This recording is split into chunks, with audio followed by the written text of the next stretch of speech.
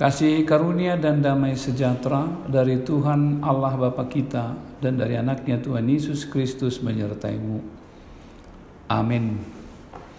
Bapak, Ibu, dan Saudara yang dikasihi oleh Tuhan Yesus Kristus, renungan untuk kita pada hari ini, Senin 25 Mei 2020, tertulis pada kitab Nabi Yesaya pasal 32 ayatnya yang ke-15. Demikian firman Tuhan. Sampai dicurahkan kepada kita roh dari atas, maka padang gurun akan menjadi kebun buah-buahan, dan kebun buah-buahan itu akan dianggap hutan. Demikian firman Tuhan.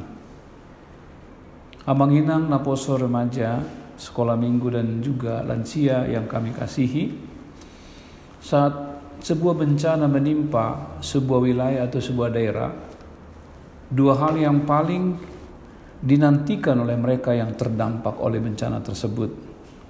Pertama, kapankah pertolongan akan segera datang? Atau dua mereka mungkin, kapankah hujan yang menyebabkan banjir ini akan mereda? Dua harapan semua disampaikan kepada Tuhan agar bencana ini segera berakhir. Karena penderitaan yang membebani orang yang mengalami bencana itu sudah dapat kita urai satu persatu. Mungkin mereka akan kehilangan harta-harta mereka. Bahkan mungkin mereka kehilangan dari anggota keluarga mereka. Mereka menjadi korban dari bencana tersebut. Karena itu, pertolongan yang diharapkan daripada Tuhan dan pertolongan yang diharapkan supaya banjir itu dapat mereda dengan berhentinya hujan.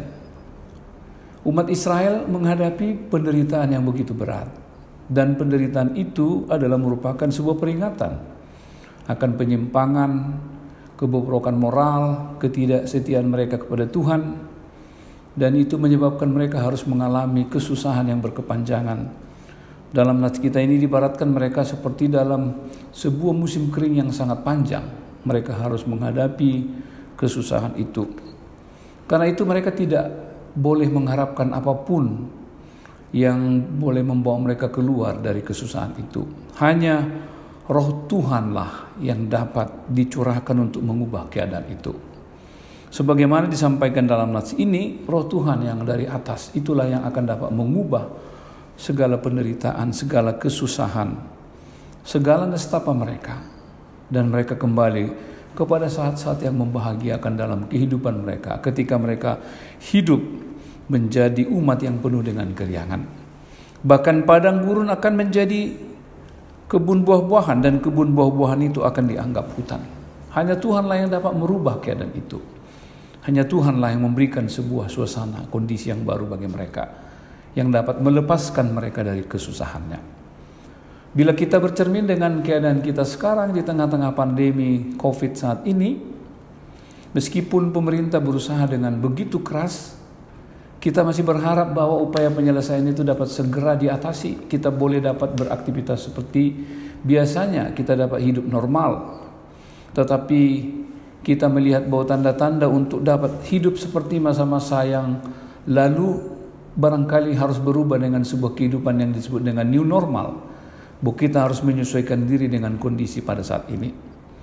Karena itu, mari Bapak, Ibu, Saudara, Saudari sekalian, kita mengizinkan roh Tuhan untuk menguasai hati kita, memberi kekuatan kepada kita, supaya hanya Dialah menjadi sumber pertolongan yang mampu untuk membawa kita keluar dari beratnya kehidupan ini, dari susahnya beban yang kita hadapi di tengah-tengah kehidupan kita. Marilah berharap hanya dari pertolongan Tuhan yang akan memampukan kita untuk selalu riang, memampukan kita untuk selalu bergembira hanya di dalam Dia.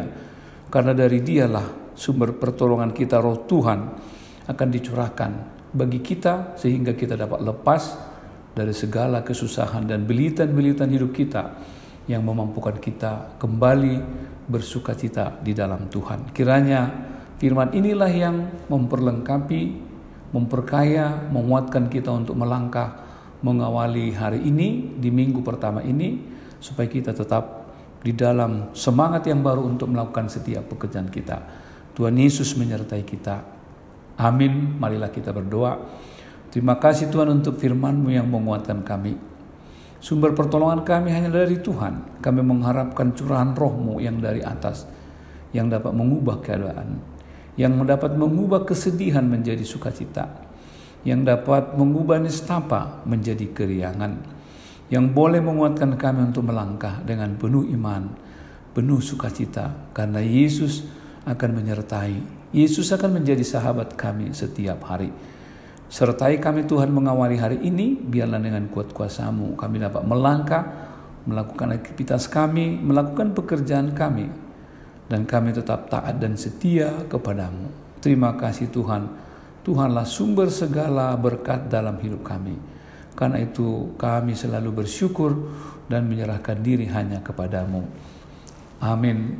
Anugerah Tuhan kita Yesus Kristus, kasih setia Allah Bapa dan persekutuan dengan Roh Kudus menyertai-Mu hari ini sampai selama-lamanya. Amin.